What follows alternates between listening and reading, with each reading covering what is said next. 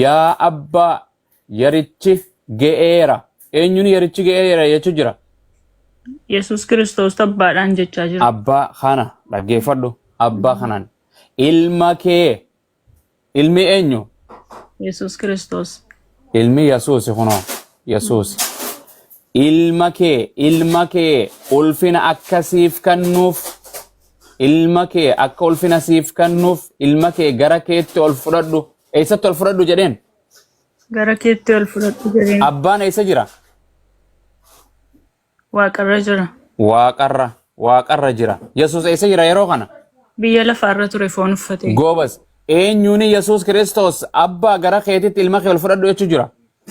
Yesus Kiristoos yeroo biyya lafaarra foon uffatee ture akkuma koof. Sibiila uffate hin jenne. Eenyu kan biyya lafaarra taa'ee kan waaqarra jirutti haasa'u jiru? Yesus Kiristoos Waaqayyo Goobas. yeroo haasa'u. Yesuus kan lafarra jiru kanaatu abbaa isa waaqarra jirutti yaa abbaa jedhee isatti lallabachuu jira isatti haasa'u jira. Tole itti fufna. Ulfin akkasiif wartee ol kan fudhadhu isa gara keetti ol fudhadhu lammaffaa akkana jedha. Akkuma foon qabeessa hundumarratti aaboo naaf kennite. Eenyutu foon qabeessa hundarratti Yesuusiif aaboo kenne? Waaqayyo abbaa. Waaqayyo kam kan waaqarra jiru san? Yes. Goobas. Kanaa kenneef Yesuus hin qabu miti abbaatu kenneef miti aaboo qabeessa uumama hundarratti? Yesus yeroo sana nama guutuu ta'eeti mabbumoo haasa'u. Waan fadhe ta'u eenyutu qaama Yesuus jedhamu kanaaf aaboo kenne? Waaqayyo abbaa.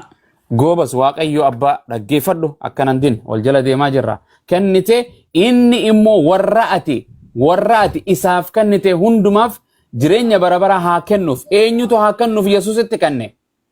Waaqayyo abbaa. Goobas Waaqayyo abbaa. Hojii Yesuus waa takka Yesuus kana keessaa hin qabu. Sadaffaa itti dhahin. Si Waaqayyo. Eenyutu si Waaqayyo? Eenyuun jechuu jira Yesuus? Si Waaqayyo eenyuun jechuu jira? Waaqayyo abbaadhaan jechuutti jira. Goobas akkasuma naa dhaabbadhu nin kataba Waaqayyo abbaa jedhe. Waaqayyo. Daddafiidha yeroon koo geera deema. Sorry. Abbaa. Okay, Waaqayyo abbaa. Okay, si Waaqayyo isa tokkicha. Eenyu Waaqayyoon tokkicha? Eenyu baana Yesuus Waaqayyoon tokkichi eenyu? Waaqayyo abbaa. Ilmaa mitiimi? Hafuura qulqulluu mitiimi? Maqaan isaaniiyyuu adda addaa haa ta'an malee. Yaa goobasi afaan Oromooti. Yesuus Kiristoos dubbatu si Waaqayyo isa tokkicha eenyu jechuu jira? Waaqayyo abbaadhaan jechuutti jira. Abbaan kun Waaqayyo tokko moo lama moo sadii? Tokko. Goobas. Si Waaqayyo isa tokkicha. Abbaa kana malee Waaqayyoon biraa ni jira? Waaqayyo tokkumadha Waaqayyo lama sadii. Goobas. Tokkichi san abbaadha moo ilma moo hafuura qulqulluu? Sadanuu isaaniiti. Ragaa naafiti sadeen isaanii Waaqa tokkicha kan jiru. Yes. Amma naa kan. That's it. Naa kan ni deema. Na dhaggeeffadhu abbumaas. No, ani ragaa wajjin si dubbadhe fedhii teenya. Na dhaggeeffadhu ragichuma sii kennaa. Ragichuma sitti maatii dhaggeeffadhu. Wangeela na bira jira. Ani amantuudha malee barsiistuu wangeelaa miti. Okay, waan ammas dubbii Yesuus kunoo asirra agartuun fudhachuutu hin jirtu. Waaqni tokkichi Yesuus abbaa qofa jechuu jira kunoo. Yoo ta'e iyyuu abbaa ilma hafuura qulqulluu nuuni adda baasnee wangeela keessatti. Hin jedhu kaa Yesuus hin jedhu kaa. Yesuus Kiristoos si Waaqayyo isa tokkicha jedha. Tokkichi Waaqayyoon tokkichi eenyu kan Yesuus baanu? Abbaa Waaqayyo abbaa. Goobas ni kijibe moo dhuga dubbate? Waan kijibe tokko iyyuu hin qabu dhugaa dubbate. Kanaafuu Waaqayyoon tokkichi abbaa malee hin jiruumi? Waaqayyo abbaa malee hin jiru. Garuu abbaan ilmi hafuurri qulqulluun Waaqayyo tokkicha kan inni jiru. Kana sii jedhe moo Yesuustu jedhe akka ammatti jettu kana? Yesuustu jedhe. Fidi ragaa naa fidi. Sitti mee ani barsiistuu wangeelaa miti siin jedhee. Okay, ammas tabiraan sitti dabala. Ustaada wanta bane. Waaqayyoon tokkichi Phaawulosis abbaa qofa akka ta'e beeka. Qorinxoos isa duraa lakkoofsa 8:6 kana booda adeemtu. Phaawulosis akkana amana akka keessan kana namni amanu hin jiru addunyaarra. Yesuus akkana hin barsiifne barattoonnis akkana hin amana. Waaqayyo tokko. Waaqayyo tokkicha. Abbaa qofa jaa Phaawulos. Okay. Sii dubbisaa malaaludha Qorinxoos akkana jedhu kunoo Phaawulos. Ni agartaa miti. Nuuf garuu jedha. Nuuf garuu Waaqayyo tokkichaatu jira. Meeqaatu jira jedhe? Tokkichatu jira jedha. Okay, goobas. Tokkichaa ture. Innis abbaa miti. Yes. Inni tokkichi san eenyu waaqayyoon tokkichi? Waaqayyo abbaa ilma afur qulqulluu tokkuma isaan. Wallahi peenxeetan. Mucaa wallahi ani mana Amaanu'eel irraa seentee jirta moo fedhi ati manuma kee teessee natti haasa'u jirta? Bakka itti fufii dubbisiif kutaasan itti fufii dubbisiif. Dubbisi. Mucayyoo mee isinitti himteerti abbuu mucayyoo isinitti himteerti anamantuudha malee barsiisaa wangeelaa miteetteerti. Atis booda akka nama godhuu deemta. Fedhi inni naasa fadhuma kana jettu sittiin deebi'e waan isi haaseessa kana. Fedhi ittiin dabalin sitti dabala irraan hir'isin intala afaan Oromoo abaacaa jettee baratte anis baradhe atis Oromoo fitsum anis Oromoo fitsum nan shawwadu sin shawwadu wangeelatti hin dabalin sagalee waaqayyoo jettee wangeelatti amanaa jedha Yesuus Kiristoos yoo itti amante akka jedhu Phaawulos nuuf garuu waaqayyo tokkichaatu jira jedhe tokkichaa jira jedheemi Eeyyee. tokkichi san Yesuus jedhemoo hafuura qulqulluu jedhemoo abba jedhe atummaan dubbise bakka tana. Peenxeen namni karaaf dhugaa Yesuus Kiristootti kan amanu. Ani waan peenxee si gaafachuutti hin jiru waan wangeela waan laal kanaan si gaafachuu jira laal.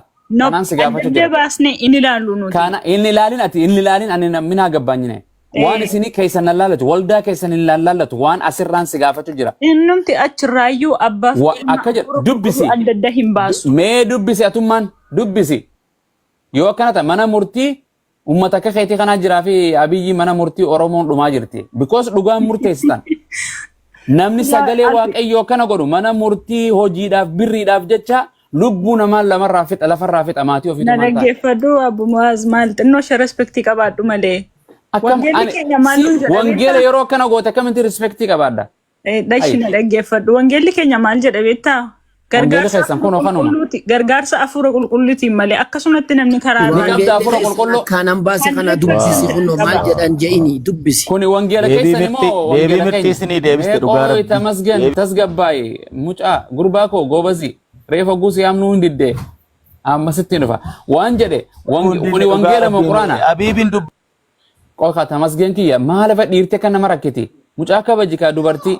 In danda'u yaataniin dhiisa. Ayee barsiistuu miti siin waan jiruun dubbisi jedhanii itti dabaluutti hin jiru hiikoo Amaariffaa irraa Ingiliffa godhuutti hin jiru waan caafame. Waan jedhe kanatti ni amantamoo amantu fedhi. 100% itti amana malee. Goobas kanarratti waan ni caafame dhugamoo soba? Dhugaadha dubbii waaqayyoo. Okay Phaawulos waaqayyoon tokkichi abbaadha jedhe moo ilma jedhe? Abbaadha jedhe. Akkas fixadhe sirra deemayye galatoon daasee gara gurbaatiin deebi'adhu fixe ustaas daasee kanaafuu Dhai jalawaan ilma. Na dhaggeeffadhu yaada koo daqiiqaa tokko hin dubbadha. Laa yaada miti kaa yaada maalitti goona olii.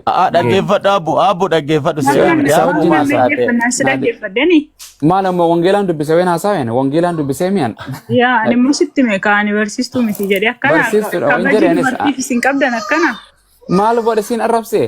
Maal si xiqqeesse? Arrabsite hin jenne at least give me 1 second anis nan. Waan wangeelarra jira hin dubbatin ayyee dubbadhu waan feete dubbadhu waan wangeelarra jiru.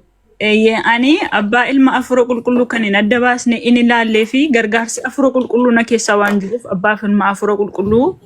Phaawulos keessa hin jiru?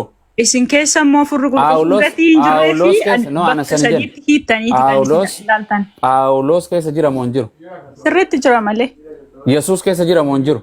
Jira malee. Yesuus waaqayyoon tokkichi eenyu jedhe? Abbaadha jedhe. Goobas Phaawulos waaqayyoon tokkichi eenyu jedhe? Abbaadha jedhe. Isin pheenxeen ati eenyu jetta? Abbaan ilmi afurri qulqulluudha.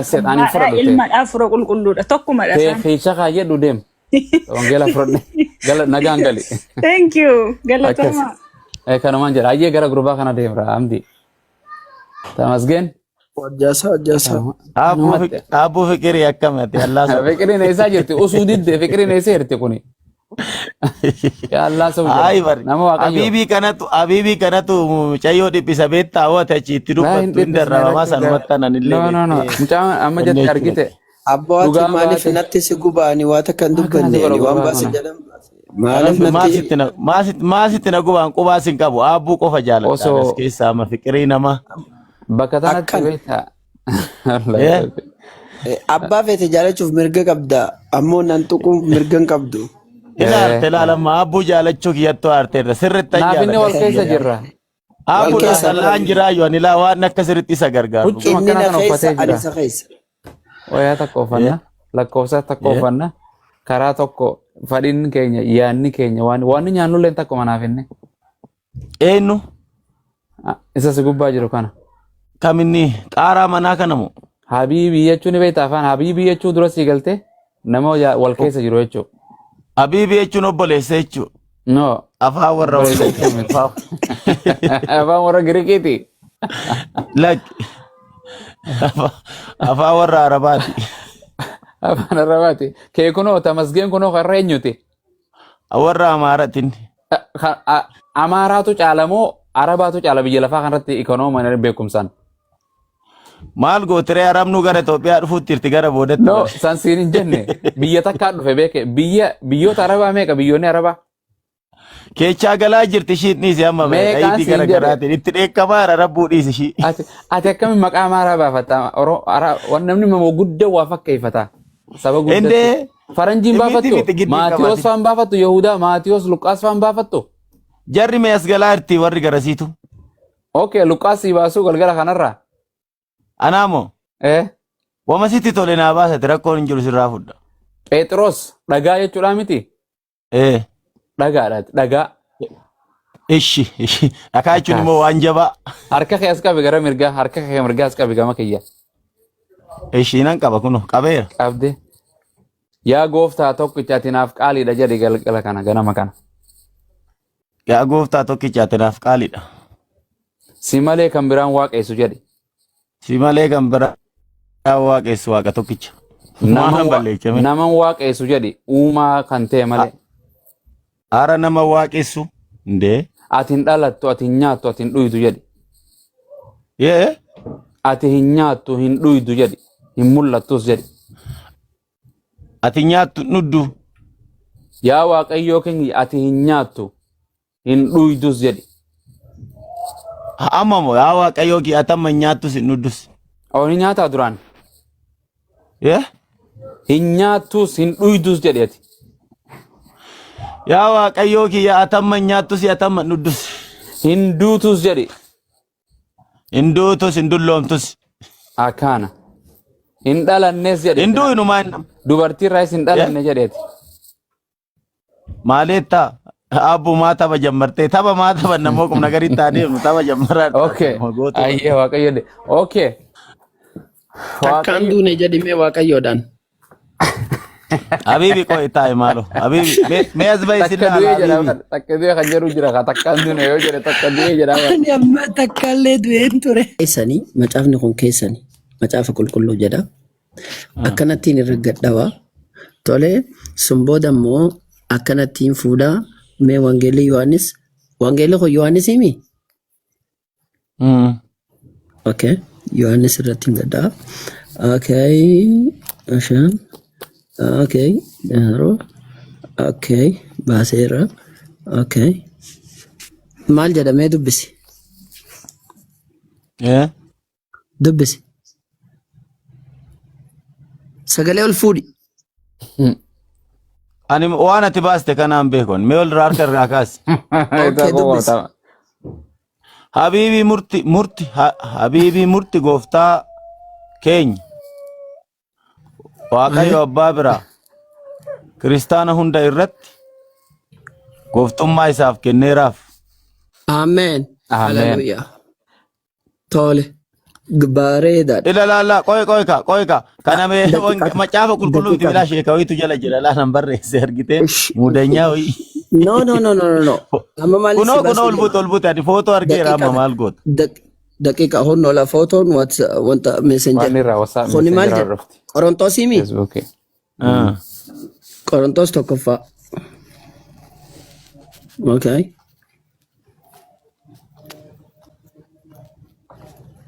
Daqiiqaa takka. Amma shaacha'ee hojjala dabarsi. No. Maal jedha kun? Tokkoffaa Qorontoos boqonnaa 7 lakkoofsa 22 maal jedha?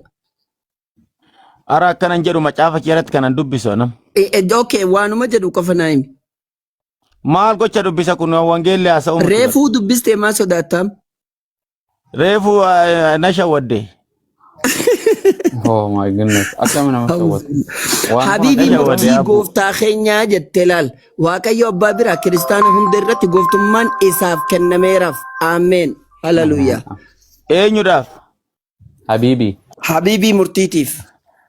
Habiibin ilma murtiin abbaadha? Kunoo si gubba. Na laali as laali si gubbaa laali. Yetabba. Amma chaachaatti yaa'u bakka itti fudhatamutu hin jirre malee ati. Macaafa keeti. Maal achirra isaa vidiyoo? Quraana? Eessarraanti. Ay Habiibi. Yetabba. Amma asawaa nagaan. Suma waliin haasa'utti jira Habiibi muutii gadhiisi. La kana achi kun achi si gargalcha ammaan boordii xiyya irratti waan bilaak boordii irratti barreessee hin jira. Hin argita? Argeera. Maal jedha? Abbaa Yesuus hafuureedha ka. Okay. Yes. Oh, you got it? All right. You want to take this one? Or you want to leave on the charger? Okay. Hayyee Waaqayyoon tokkichi dhugaadha. Sadeen kana keessaa kami? Ana magaafii sin gaafachuu barbaadaarra quraanarra. Laa wanni akkasiin jirtu. Deebisii hin gaafatta. Maana sodaattu qoy oggoon quraanarra gaafii sin gaafachuu. Wallahi sin sodaanne hin gaafatta. Ragaa baafteetu waa dubbisnaan hin Oma gaafatta. kana gizoo hunda na gaafattu. Yeroo mucaa hojii haasawu akkasiin rakkoo turtee miti goobasi usuu diddee boqonnuma isii gaafadhe kana irra si deebisee si amansiisani. Sadeen kana keessa Waaqayyoon dhugaa kami? Filippisius 2:7 dubbisi dhaqi bakka. No, si gaafadhe. Magaalatti. Jara sadeen kana keessa Waaqayyoon tokkichi dhugaa kami? Anarraa naasayin ka wangeelarraa si deebisa nam. An dubbii Yesuusin si gaafadhe. Yesuus akka jedhu yaanni ko dhaggeeffadhu si hima. Yesuus akka jedhu Waaqayyoon tokkichi abbaadha jedha dhugamoo soba. si abbo meesitti mee Filippisius 2:7 dhaqi dubbisi. Tamasgeen Filiphiyos waan Yesuus Phaawulos hin gaafanneeni Phaawulositti deebina. Dubbii Yesuusin dursa dubbii Waaqayyootiin dura dursa. Waan jedhe Yesuus Kiristoos akka jedhu Waaqayyoon tokkichi abbaadha jedha dhugamoo soba. Dhugaadha ka Yesuus Kiristoos hoosanitti fooniin biyya lafaa kanarra eenyummaa isaa ibsuuf osoo hin taane karaa qajeelummaa fi Waaqayyo abbaa isa biraa ergame gara dhugaatiin isatti saba geessuudhaaf dhaqe san maalummaa isaa ibsaara malee Yesuus Kiristoos maalummaa isaa ibsuu barbaadetti miti inumaayyuu. Waan jedhe Yesuus dubbateef Yesuus akka jedhu Waaqayyoon tokkichi abbaa qofa jedhe dhugamoo soba.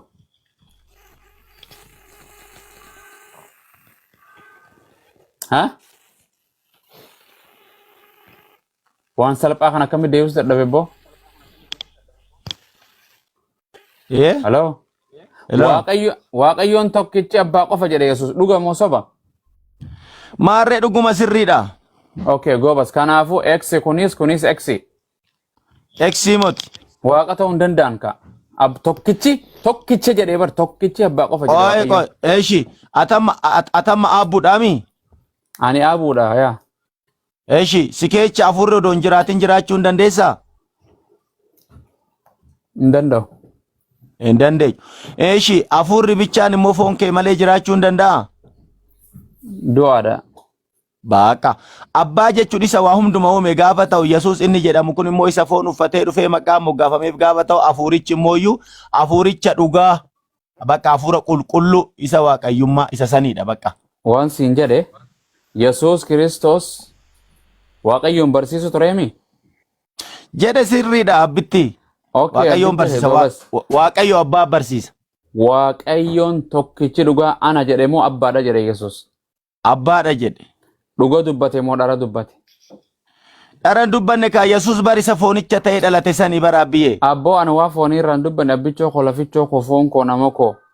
Akkamitti asiibsaree fiqirii kiyya akkamitti asiibsame buskuuti maal akkana nu goota.